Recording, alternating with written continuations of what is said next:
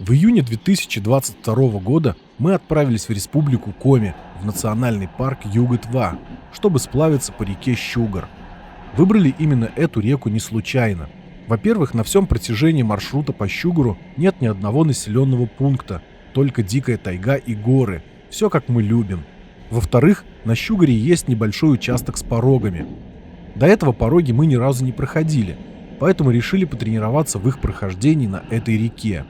Такая тренировка была нам необходима для следующего сплава по одной из рек Забайкальского края, на которой есть более сложные пороги. Ехать нам надо до города Ухта. Из Екатеринбурга добираться неудобно, приходится делать 6-часовую пересадку в Кирове. Успеть надо к определенному сроку, поскольку договорились о совместной заброске с другой группой, чтобы немного сэкономить. Подгадали так, чтобы от Кирова ехать с этой группой в одном поезде.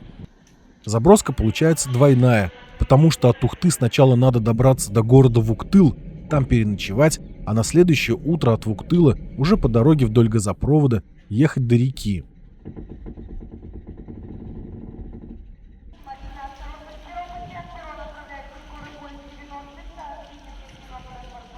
Ухта встретила нас дождем. На вокзале уже ждал микроавтобус с прицепом. Со своим относительно небольшим количеством вещей мы быстренько добежали до него, а следом за нами начала грузиться и другая группа. Их было около 10 человек, а вещи заняли весь прицеп.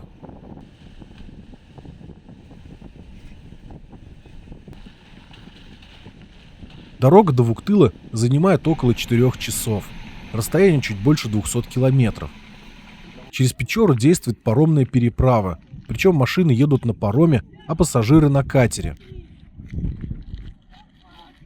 Выйдя из микроавтобуса, все сразу вспомнили, что находятся на севере. Воздух был прохладный, а над людьми начали кружить полчища комаров.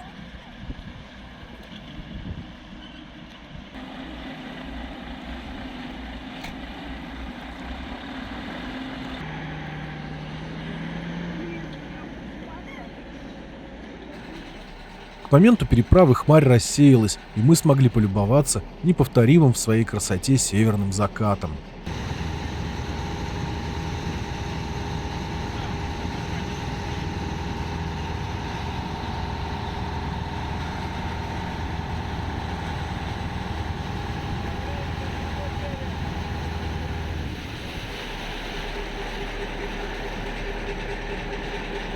Пока ехали, немного познакомились с попутчиками.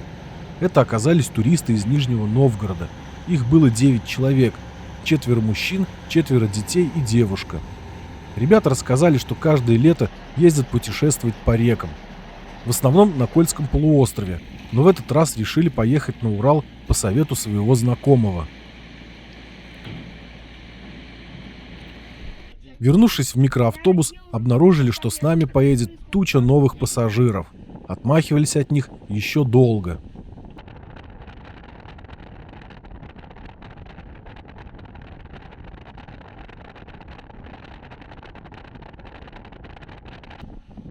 Примерно в 10 часов вечера прибыли в Вуктыл. Водитель отвез нас в местную гостиницу. Она находится в этом кирпичном здании. Оформление по старинке, вручную переписывали все данные в тетрадь, так что заселение немного затянулось. Комнаты чистые, в стиле советских гостиниц.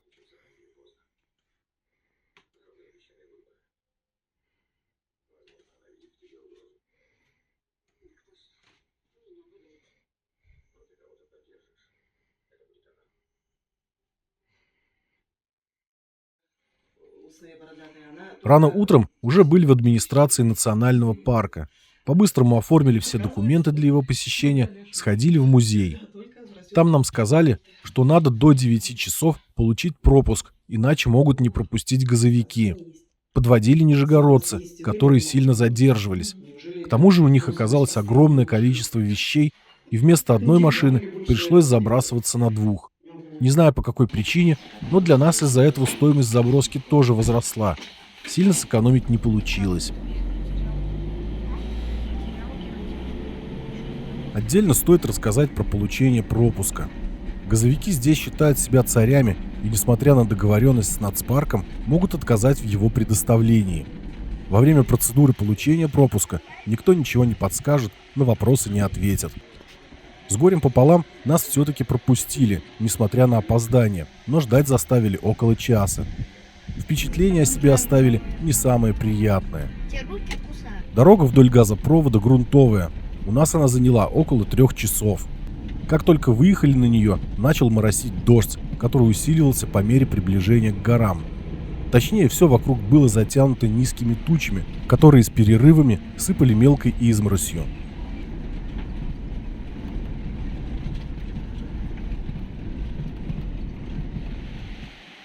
Перед перевалом Пеленер сделали небольшую остановку, чтобы размяться. Поскольку дорога была очень сырая и нам предстоял подъем по ней, водители договорились о режиме езды.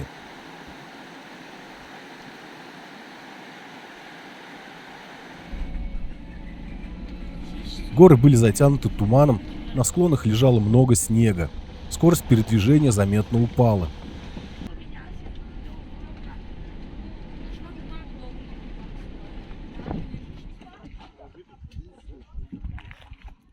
На самом перевале сделали еще одну остановку, чтобы посмотреть на разбившийся в 1997 году вертолет Ми-8. Находится он недалеко от дороги.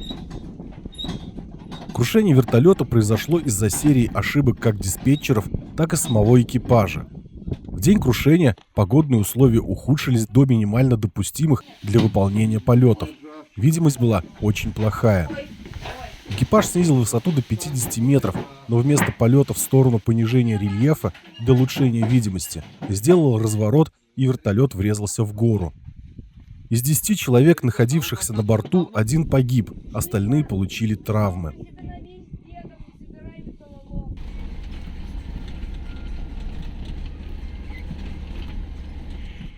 Вскоре мы приехали на начальную точку маршрута кордон Верхний Щугар.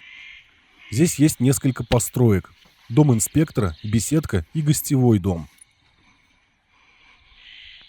Спустились к реке, чтобы оценить уровень воды. Рядом с ней увидели баню. Поскольку нижегородцы полностью заняли гостевой дом, мы решили остановиться в ней. Изначально планировали сходить на гору Ярута, но туман не хотел рассеиваться, поэтому потратили вечер на сборку катамарана.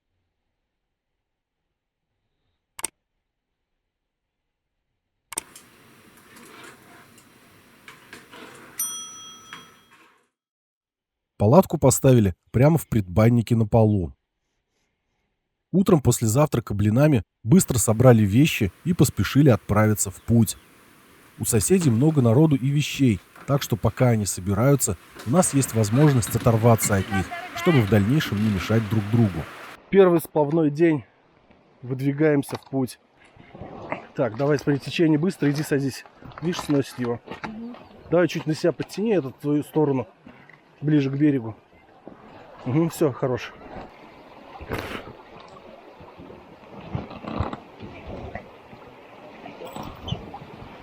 Все, теперь держись крепко. Вот за лямку бери.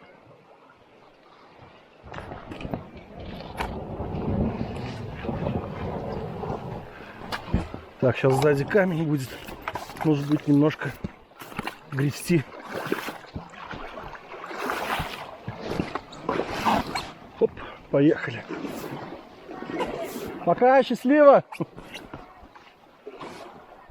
Первый остров и первый же перекат в левой протоке от острова. Островов на Щугре великое множество. Некоторые из них растягиваются на несколько километров. Хорошо идем. Он почти расческа. Изморозь неприятная, к сожалению. Решили надеть мембранные штаны. Изначально не хотели, потому что достаточно тепло. Но изморозь вынудила нас. Ноги промокают постепенно.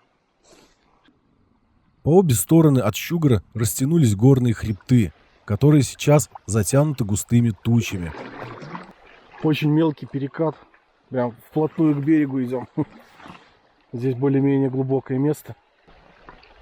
Так, сейчас меня, похоже, под расческу будет толкать.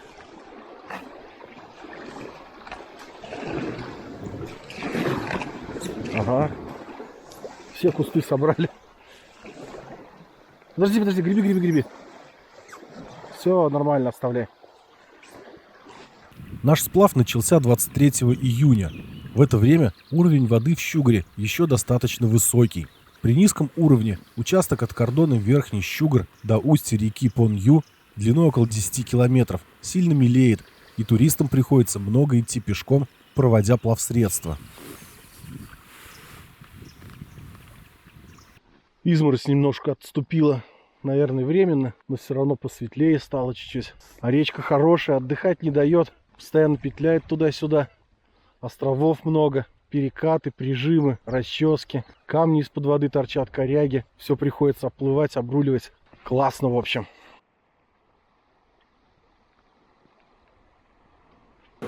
Вот немножко начало проясняться. Самая малость. Уже показались горы со снежниками.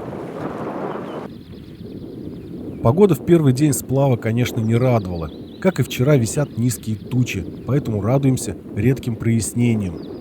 Иногда встречаются довольно бурные перекаты. Слева и справа буруны. Посерединке прям пройдем. О, красота какая!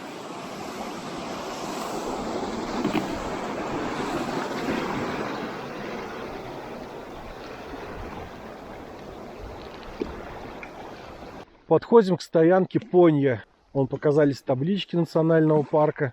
Здесь, соответственно, впадает река Понья. Сейчас будем ее стараться перегрести. Течение достаточно приличное. Да и река такая по ширине тоже.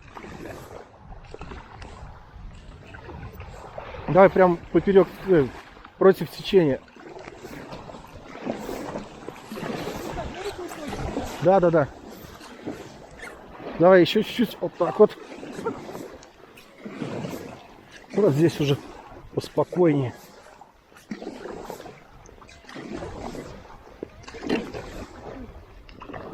Угу. Все, красота. Понью, левый приток реки Щугар. Длина 30 километров. После впадения Щугар становится шире и глубже.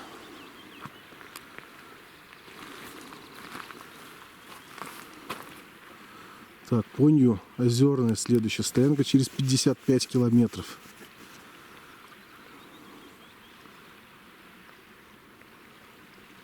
Вот такие стоянки оборудованы национальным парком. Такие кострища. Навесы со столами и скамейками. А здесь туалет. Река Понью. Вот стрелка рек Щугар и Понью. Слева там Щугар. А вот Понью впадает в него.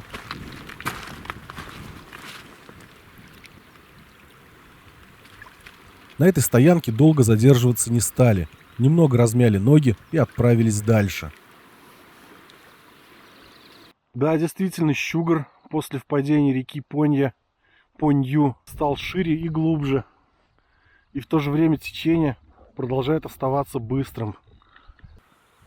Маршрут, предлагаемый национальным парком Юга-2, усредненный. Он учитывает, что река мелеет, поэтому предполагается, что первый день может уйти на переход до стоянки Понью. Расстояние в 55 километров от нее до стоянки Озерная можно пройти за день, но мы вышли от Верхнего Щугара, так что сегодня вряд ли успеем. Сделали предположение, что многие туристы могли останавливаться на неофициальных стоянках, хотя делать это парк запрещает. Тем не менее, если непогода застанет в пути или скорость передвижения не позволит за один день добраться до Озерной, остановиться где-то придется. На мой взгляд, еще одной стоянки примерно посередине этого отрезка не хватает. Причем дальше оборудованные места встречаются гораздо чаще.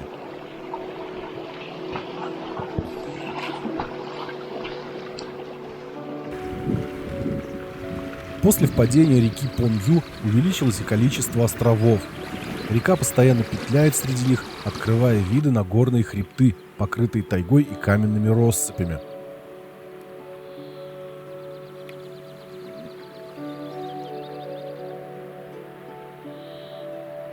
Вскоре с воды увидели тропинку, ведущую на высокий берег, и решили причалить. Время уже подошло к обеду, а тут и стоянка подвернулась весьма кстати.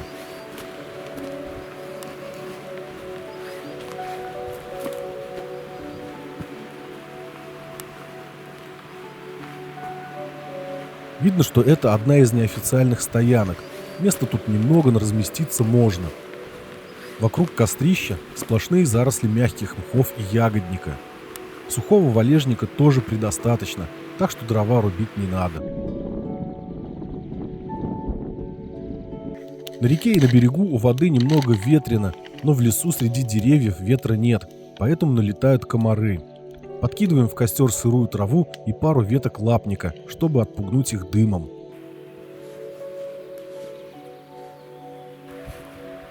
С окружающих нас елок в огромных количествах свисает лишайник уснея, или, как его называли раньше, борода лешего. Уснея растет только в хвойных лесах и исключительно в экологически чистых районах, так что встретить ее доводится нечасто. Тщательно затушив костер водой, собрали вещи и снова выдвинулись в путь.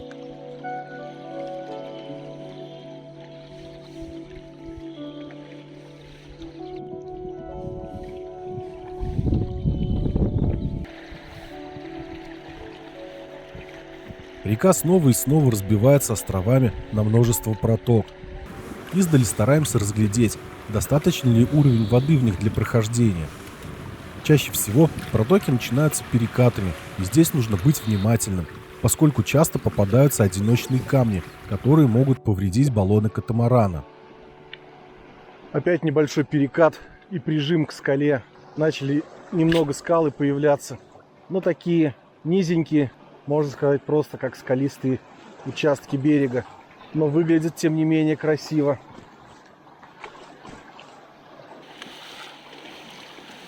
На этом участке Щугара, просматривая траекторию движения, мы несколько раз выбирали узкие протоки. Делали это не специально, однако сразу обратили внимание, что ветер по ним почти не гуляет, и на протяжении нескольких километров, пока не закончится остров, не мешает плыть. Да и небольшая ширина русла создает атмосферу уюта, особенно в такой пасмурный день. Вскоре на правом берегу приметили таблички, установленные национальным парком. Поначалу было подумали, что все-таки есть промежуточная стоянка между Понью и Озерной. Вышли на отдых, но, как оказалось, это просто были информационные плакаты. Кто-то все же здесь останавливался и оставил после себя кострище.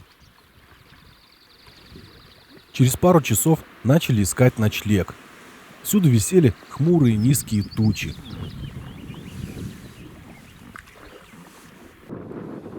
Внезапно на левом берегу сверкнул белизной лист фанеры. Он так неестественно выглядел здесь, что мы решили подплыть ближе и обнаружили просторную поляну.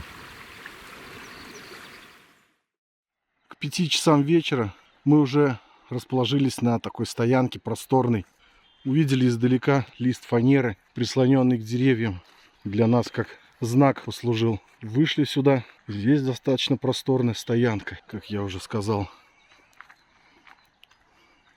Целые турслеты можно проводить.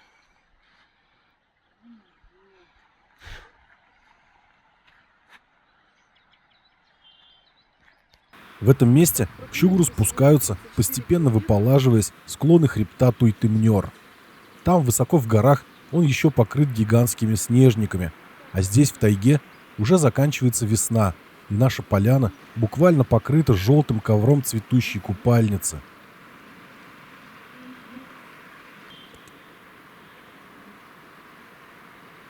На стоянке пока что достаточно тепло и безветренно, чем с радостью пользуются комары.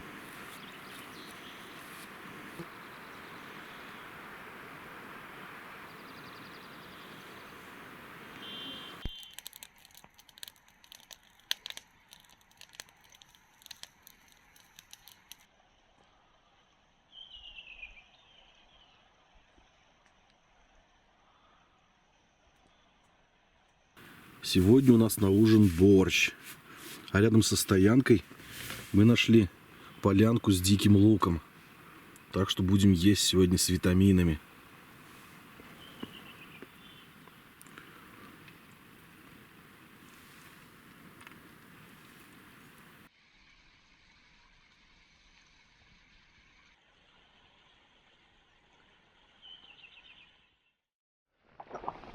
Второй день нашего сплава. Время без 15:10. Отправляемся в путь. Там чуть ниже нашей стоянки шумит какой-то небольшой перекат. Ох, это неудобно. Вот теперь удобно. Ну все, поехали. Сегодня у нас с самого утра достаточно ветрено. Несмотря на то, что течение более-менее нормальное, катамаран крутит ветром и сдувает назад против течения. Идем очень медленно. Ветром на Щугаре, пожалуй, стоит уделить особое внимание. Чем ближе мы приближались к горе Тель-Пасис, название которой с языка коми переводится как «гора гнезда ветров», тем сильнее становились эти самые ветра, и тем сложнее было с ними бороться. Иногда помогал наш проверенный способ – бросить весла, поставить катамаран поперек течения и с его помощью медленно, но двигаться. Однако несколько раз и этот способ не сработал, так что мне довелось в некоторых местах даже побурлачить.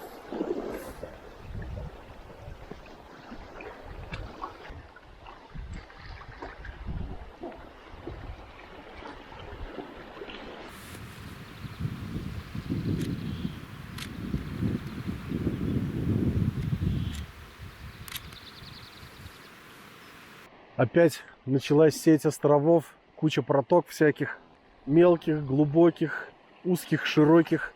А здесь какая-то прям совсем бурная, много деревьев поваленных.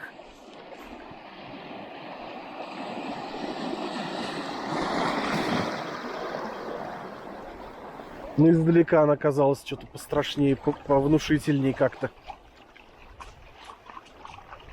Каждый раз, когда мы попадали в очередную такую сеть островов или проток, создавалось впечатление, что в них можно заблудиться или заплыть в какую-нибудь тупиковую протоку с завалом из деревьев. Старались выбирать те, что хорошо просматриваются, но учитывая их длину, не всегда это получалось. Иногда на свой страх и риск заходили в первую попавшуюся.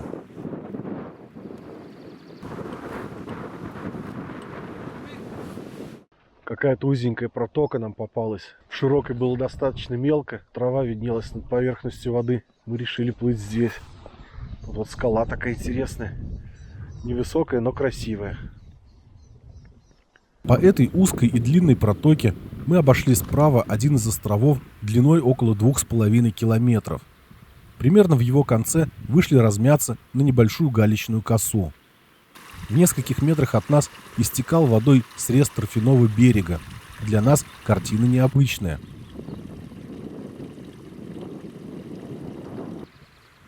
Сразу после острова, уже на левом берегу, показалась скала. Так же, как и предыдущая, невысокая, но более протяженная, она отдавала синевой. После покрытых сплошной тайгой берегов она приковывала к себе наше внимание. Небо по-прежнему было затянуто сплошными тучами, поэтому совершенно неожиданно для нас позади на небе появился просвет, и в лучах солнца берег стал непривычно ярким. В прозрачной воде Щугара впервые можно было разглядеть каждый камушек. Казалось, будто и птицы радуются солнцу вместе с нами.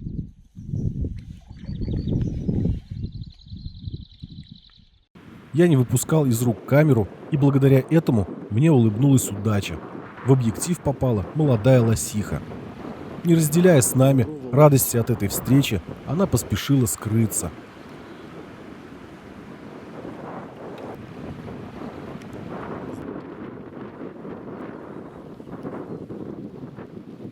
Ближе к часу дня ветер усилился и пригнал к нам тучу, которая посыпает нас мелкой такой противной изморосью. Замерзли, ищем место, где остановиться, чтобы немножко приодеться и, возможно, пообедать.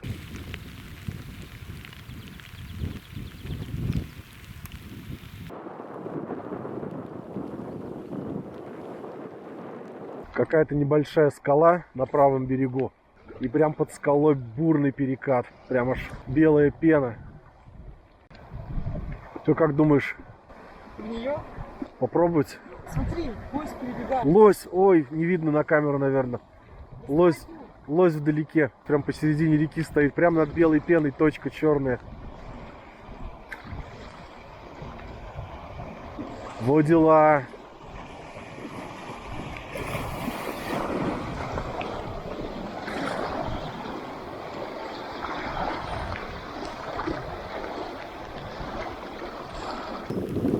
Как под конец он в лес заходит.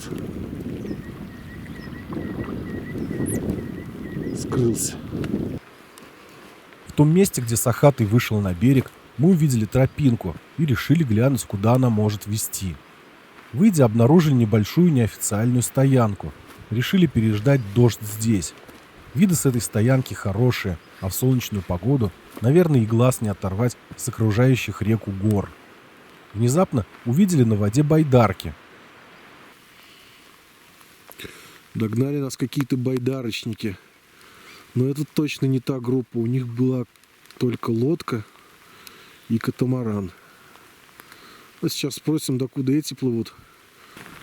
Ребята оказались из Ижевска. Ищут стоянку озерную. Мы тоже хотели туда поплыть, чтобы там остановиться на ночлег. Ну тогда останемся здесь. Поставили тент. Палатку сразу поставили. Уже почти 4 часа. И наконец-то готовим обед. Вика вон носки сушит. Ребята из Ижевска рассказали нам, что они собирают так называемую корону Урала. В этом проекте участники посещают самые высокие горы 5 регионов каменного пояса. Тель-Пасис, соответственно, главная вершина на Северном Урале, но, пожалуй, самая труднодоступная и сложная из всех.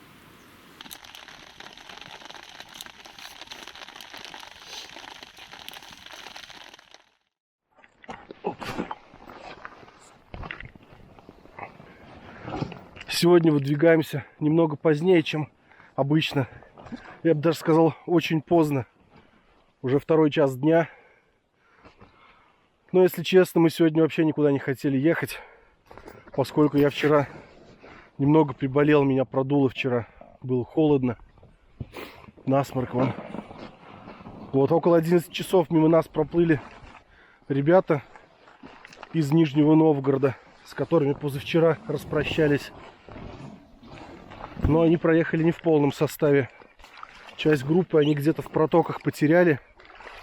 И вот они сейчас ездят, ищут их. Еще они опрометчиво, конечно, оставили рации на одном борту только. Обе рации.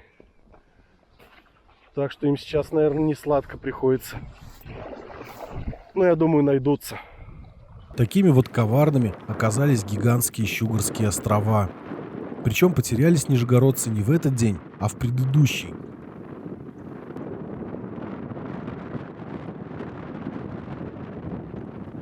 Пройти мы решили сегодня немножко совсем до стоянки Мора-Ю. Поскольку это последняя стоянка перед порогами, расстояние до нее небольшое.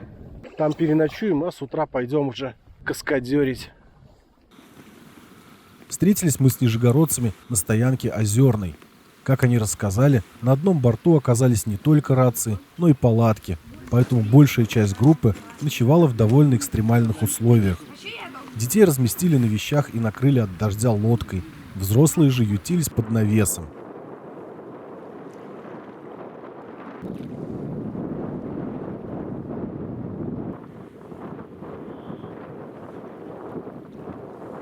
После Озерной река снова разбивается на множество проток. Опять мы заплыли в острова. Здесь куча проток. Здесь. Здесь вот. Мы по одной из проток плывем. Вообще на Щугре очень много островов. Постоянно приходится петлять между ними. Там камень у меня. Ну давай, греби.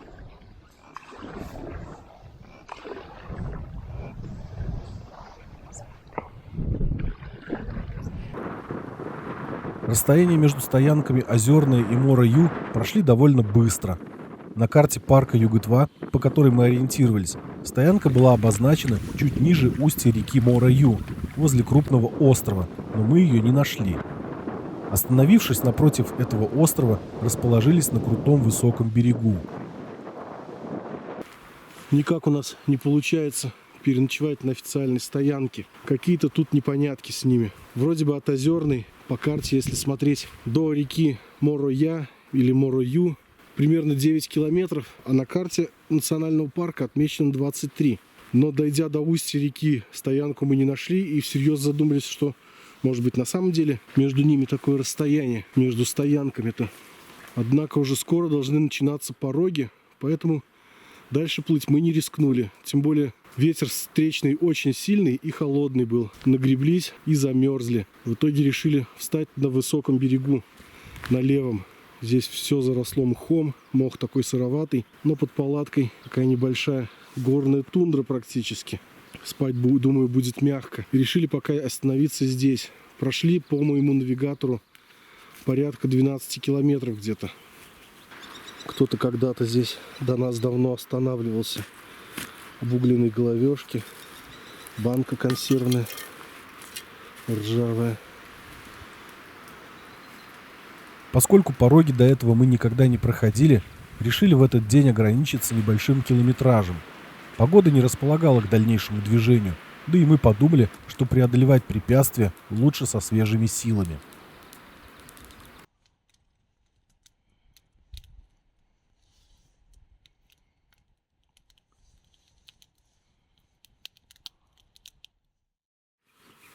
Когда мы находимся на катамаране, ориентироваться стараемся по навигатору. И вот по такой карте, которую я скачал с официального сайта национального парка.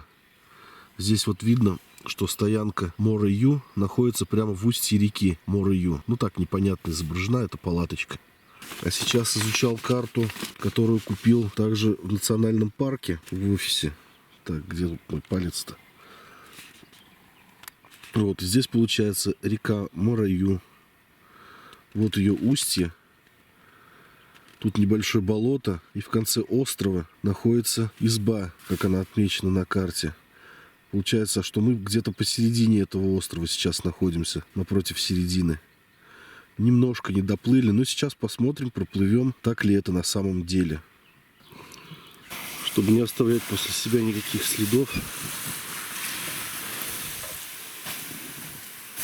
Сейчас потушим костер и полностью его спрячем, уберем. Камни все выкинем туда.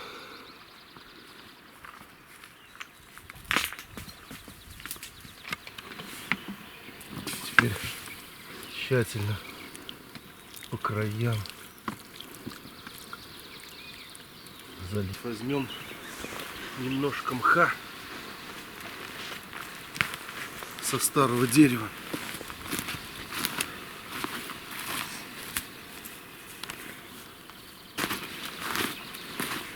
И теперь практически ничего не выдает того, что мы здесь ночевали. На всякий случай замаскировали следы своего пребывания. Надеюсь, после нас там никто не останавливался, и это место не превратится в очередную дикую стоянку. Так, время 10 часов. Мы выдвигаемся.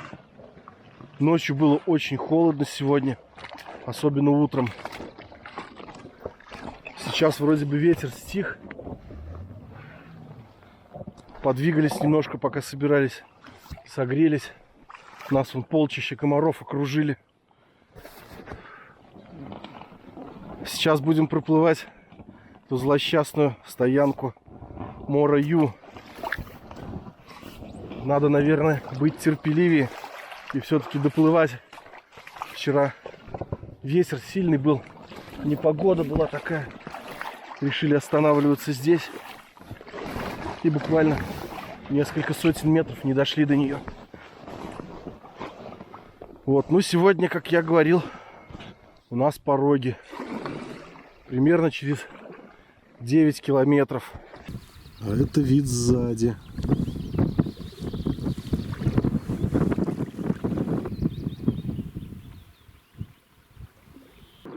Совсем скоро подошли и к стоянке.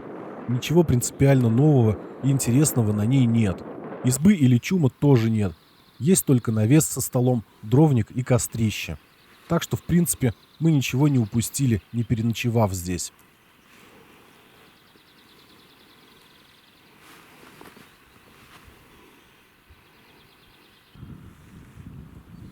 Ближе к большому порогу на Щугре его русло с обеих сторон начинают сжимать горные хребты. Их склоны и вершины кажутся довольно близкими и выглядят очень величественно.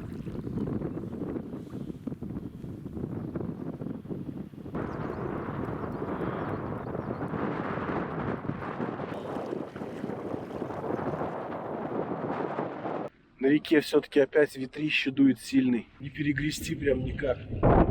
На одном месте стоим, если грести. Поэтому решили опять бросить весла и потихонечку по течению дрейфовать. Намного быстрее получается. Вскоре на небе начали появляться голубые просветы, а затем и вовсе небо очистилось от туч, и все вокруг преобразилось. Вчера весь день перекатов у нас не было, а сегодня прям перед порогами практически такой вот бурный прям перекат. Хороший.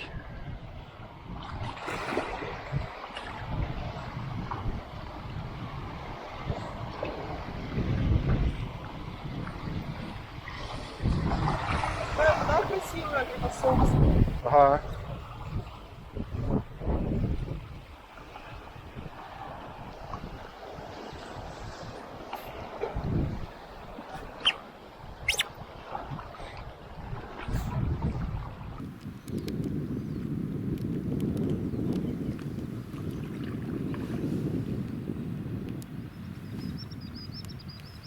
Примерно через 1,5 часа вышли на берег размяться. Идем медленно, экономим силы, поэтому до порогов еще целых 4 километра.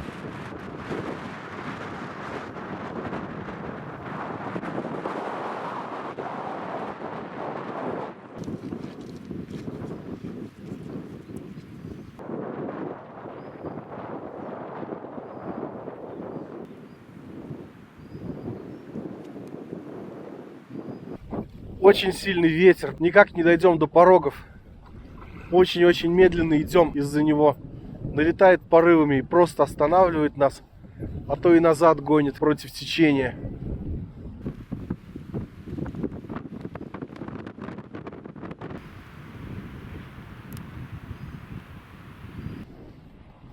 Судя по всему, наконец мы добрались до порогов. Сейчас будем пытаться их пройти. Вот сюда прям идем. Блин, ветер разворачивает. Остановил нас.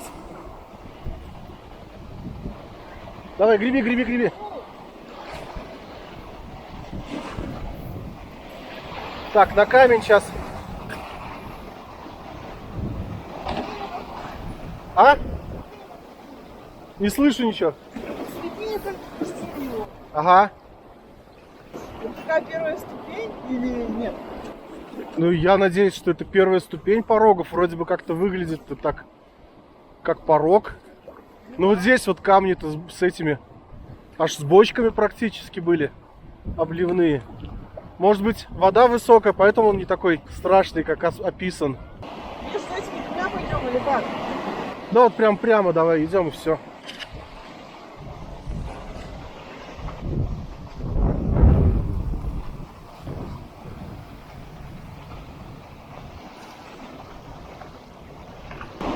Вот это, наверное, слева мы идем.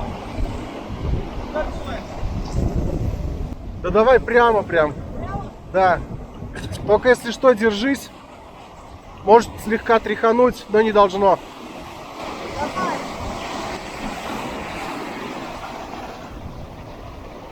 Вот справа камень. Так, вот здесь вот смотри, мощные сейчас буруны будут. Наверное, стоит держаться.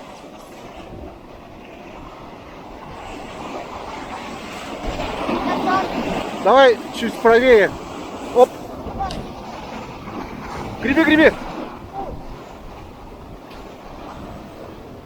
Все, нормас.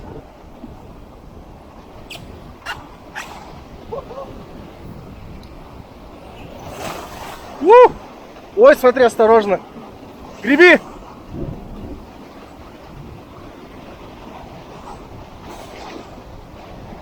Вот, трясет нормально. Вот это я понимаю, пороги. Так, подгреби чуть-чуть. Ага, все, достаточно. Опа!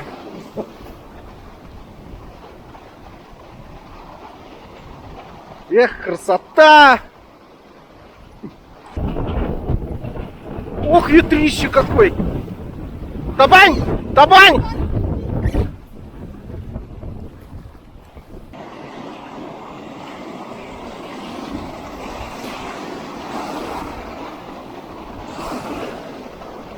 Давай чуть левее, греби.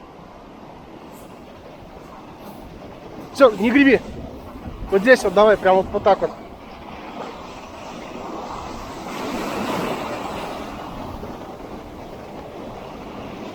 Эх, на камни несет.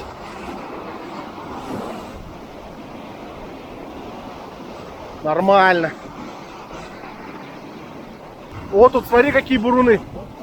Давай, держи курс. Если что, сама держись. Греби!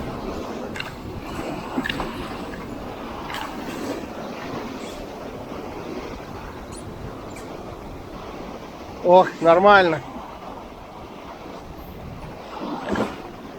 Так, сейчас вот покачает.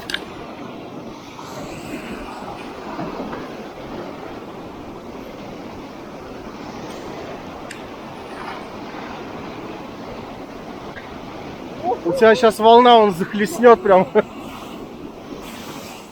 Не, ничего не захлестнуло. Да, действительно, эта ступень помощнее. Греби!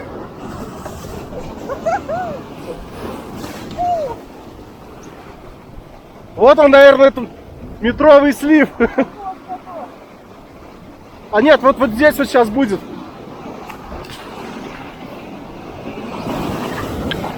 У-ху! Закрутила!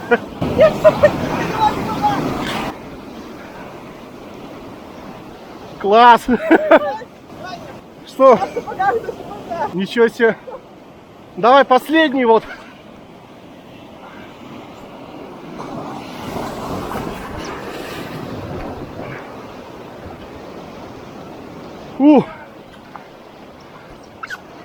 Адреналин. Так, сейчас. Оп. Давай, греби.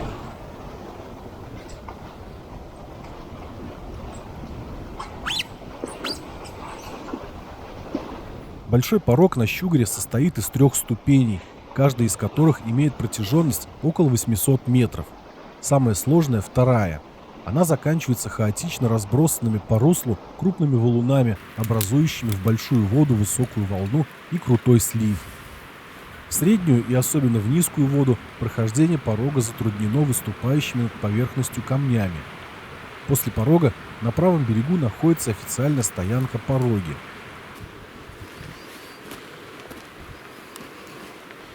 Стоянка Пороги.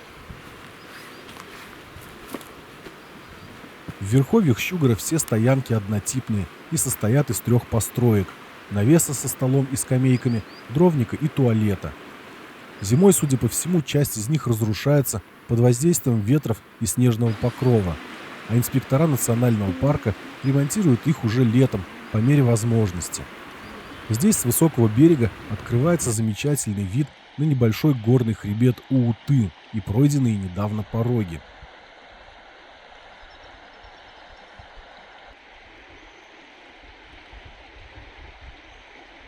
Здесь мы остановились на обед, и сейчас после обеда будем думать, как нам быть дальше. Оставаться здесь на ночлег, хотя время только начало 2-го, либо идти дальше до Торговой, еще 22 километра. А тут воды нет попить? Просто. Не, воды нету. Вообще вся закончилась? Ну, она там, на катамаране.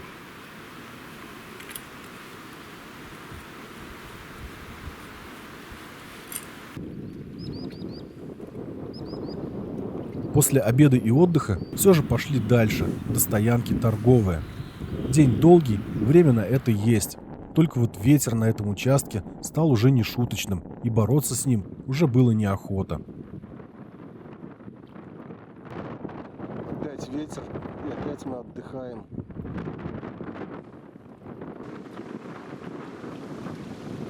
Но, как оказалось, даже ветер может преподносить сюрпризы.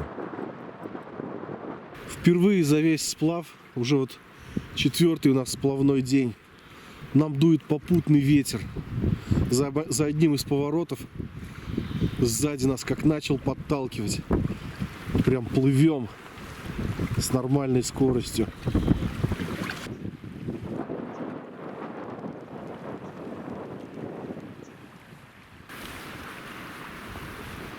К сожалению, такие моменты длятся недолго, и после некоторого затишья, во время которого мы смогли полюбоваться окружающими нас горами, ветер, будто отдохнув на их склонах, налетел на нас с новой силой.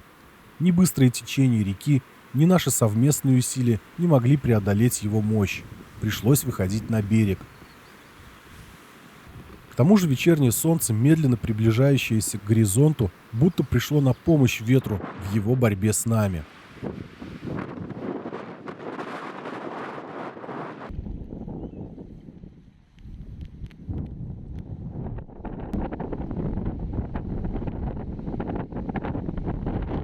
Встречному ветру добавилось вот такое освещение.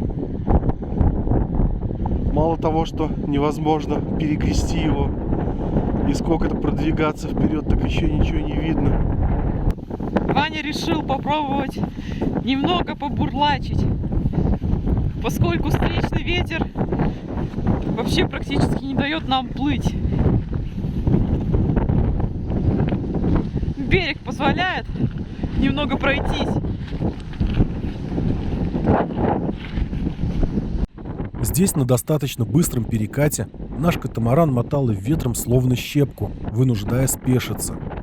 Даже проводка бичевой не дала желаемых результатов, поскольку плавсредство постоянно прибивало к берегу, и продвижение было очень медленным. Когда снова встали на воду, проплыли совсем немного, увидев неотмеченную на карте стоянку. Какая-то стоянка на правом берегу. То ли новая, то ли заброшенная. Но вроде как официальная.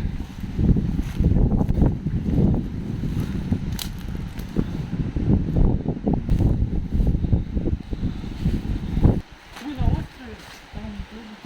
А, тут еще и остров. То ли здесь протока, то ли старая какая-то протока, заросшая со всех сторон. В общем, сейчас здесь какой-то водоем. Видимо, тут очень ветреное место всегда.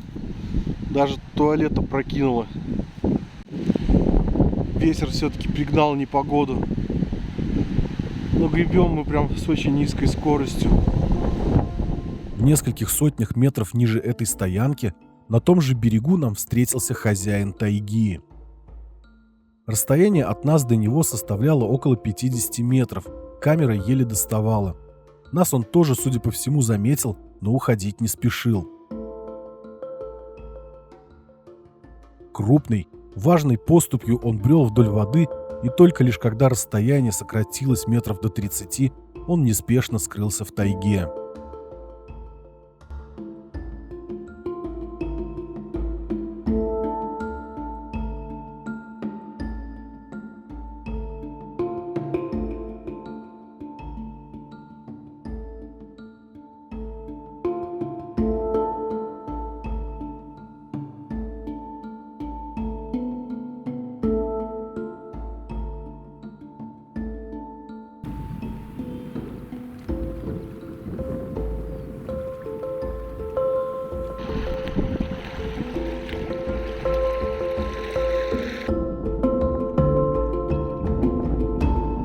В череде неспешно сменяющих друг друга приключений мы незаметно приближались к месту нашего ночлега, стоянке Торговой. На горизонте тучи, и мы в ту сторону плывем. Но здесь уже вот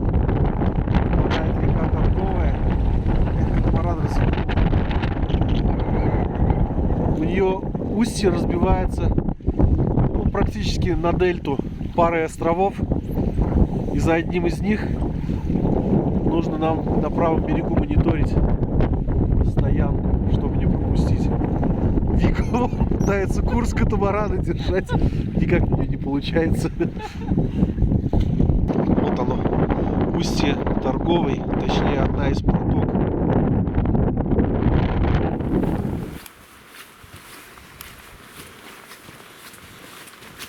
Здесь какая-то стоянка, конечно, мягко говоря, не очень.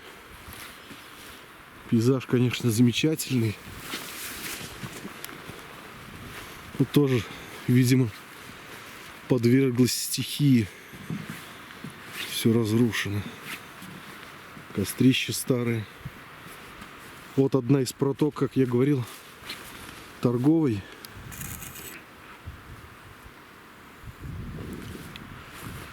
Здесь вот она впадает в Щугар. Там вот наш катамаран. Вещи мы уже сюда принесли. И увидели там тропинку, уходящую за туалет. А там что-то блестит, крыша какая-то. Видимо, зимовье. Тут какое-то зимовье. Оно стоит в глубине леса, и с реки его не видно. Зимовье официальное, построено и обслуживается национальным парком Югыт-2. Причем, судя по записям в журнале, не только летом, но и зимой во время лыжных походов.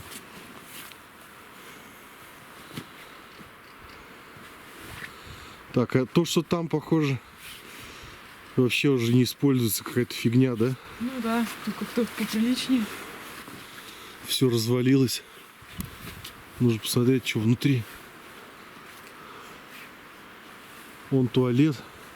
Нифига себе. А там Тут- указатель был, туалет. Вот. Ага. Да вон, посмотри, сколько бочек.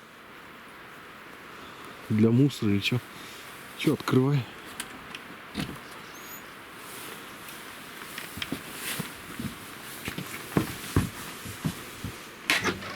Ого, Ничего себе. Че, здесь можно будем ночевать сегодня? конечно, здесь. Лампочка, может, электричество есть или что это, от чего? Не знаю. Ты видишь выключатель? Или пока нет? Может быть. Подожди, мне на камере есть небольшое освещение. Куда это? Добре. А, смотри, ветка.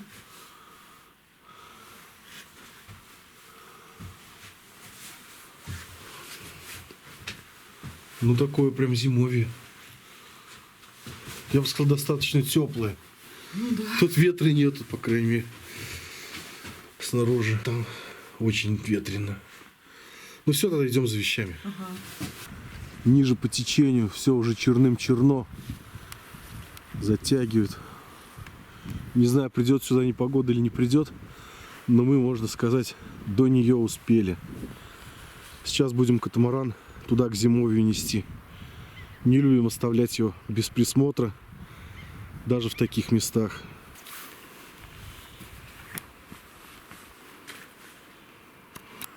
Здесь от всех лампочек провода подходят вот к этому удлинителю с вилкой. А он, судя по всему, втыкается куда-то в какой-то генератор. Ваня затопил печь. Будем готовить плов, греться. Кто-то носки будет сушить. Да, я буду сушить носки. Внутри зимовья на стене рядом со столом небольшая информация.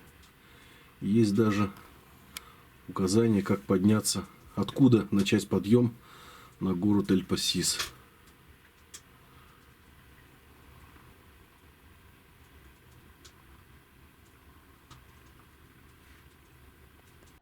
Мы уже легли спать, но дрова в печи прогорели, и я решил подложить еще парочку поленьев, потому что достаточно холодно, и стали немножко замерзать мы.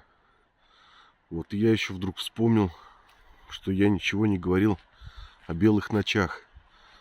Но я думаю, многие, если не все, знают, что на Северном Урале и на Приполярном на границе которых мы примерно сейчас находимся. Летом в конце июня пора белых ночей. Сейчас 11 часов, даже уже начало 12 ночи. И вот так вот светло. Практически как днем. Темнее уже вряд ли будет, если только совсем самую малость.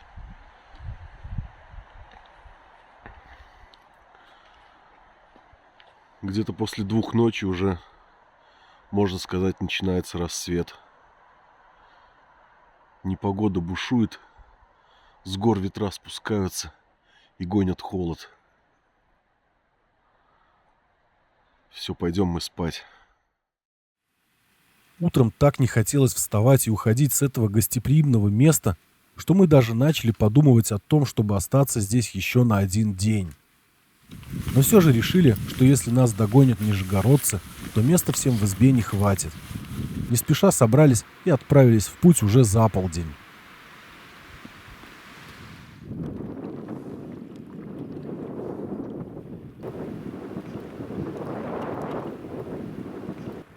Едва вышли из устья Торговой, началась борьба со встречным ветром. Думаю, нельзя было не заметить, что я говорю о нем так часто. За все время сплава мы заметили, что щугар и ветер – 2 неразрывно связанные стихии, и особенно ярко это выражено здесь, в горной части реки, где прямо к берегу спускаются усыпанные курумами склоны.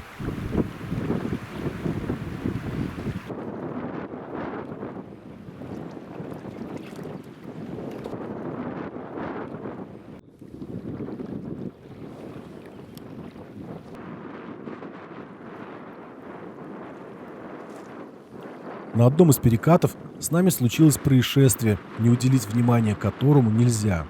Пресловутый встречный ветер против нашей воли развернул катамаран поперек течения, заодно подняв волну высотой около полуметра. Продвигаться вперед он не давал, и течение в этот раз нам тоже не помогло. Правый берег здесь усыпан крупными камнями, и тащить вдоль него катамаран на веревке не получалось. После более получаса такой качки мы кое-как перегребли к острову по левую руку, где берег был более удобным и позволил немного продвинуться пешком. С трудом выйдя из этой аэротрубы, мы причалили на отдых.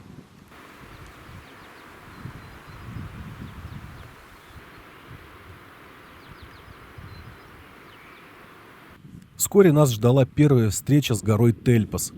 Хотя вершина и была скрыта тучами, выглядела она очень внушительно и величественно.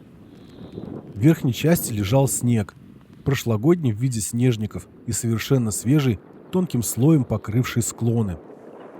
О том, чтобы подниматься в это время года на гору, вряд ли может идти речь. Даже ижевцы, приехавшие на Щугар ради этой горы, на вершину подняться не смогли из-за непогоды. Об этом нам на финише сказали инспектора.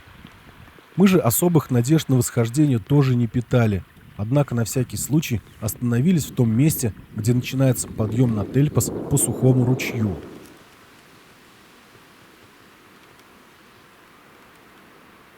Стоянка в этом месте есть, но не официальная. Она находится прямо около галечной косы. Неудобная и сильно продуваемая. Ради интереса попытались пройти немного и оценить состояние тропы. В самом начале висела ленточка, но тропы как таковой не оказалось. Только трава была примята, как будто бы совсем недавно.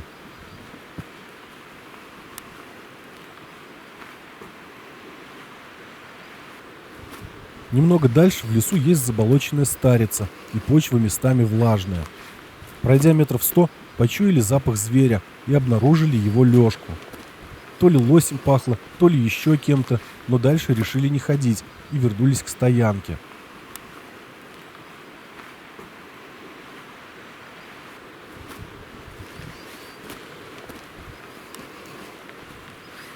Пока размышляли, оставаться ночевать здесь или пройти еще 8 километров до стоянки Глубник, сильно замерзли, и решение появилось как-то само собой.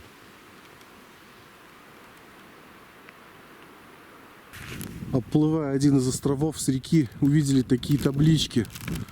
Сначала не поняли, думали просто информационные.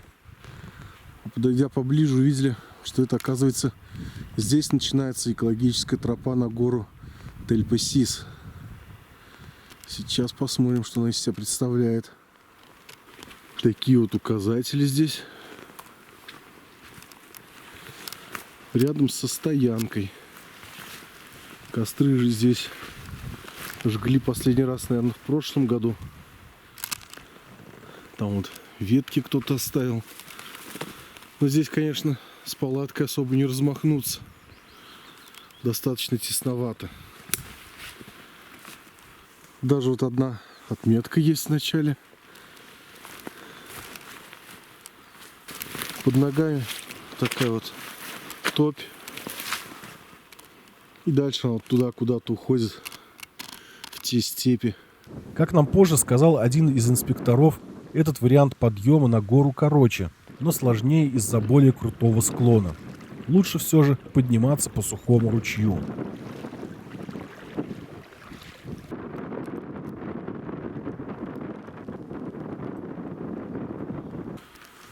Так, вот мы добрались до стоянки и приюта Глубник. Думали, здесь изба, а здесь вообще вот такое вот жилище. Стандартный навес национального парка. Только-только вот приплыли, уже почти 8 вечера.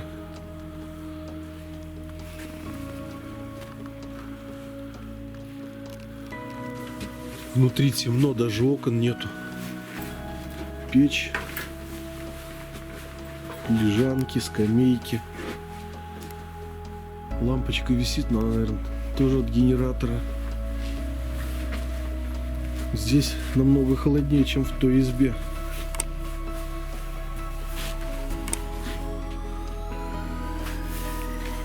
Сейчас посмотрим, может палатку поставим, может здесь будем обживаться. Все грязное. Все же мы решили поставить палатку. Нам не очень хотелось сидеть в темноте. Вечером полюбовались закатом, а на следующий день решили сделать дневку.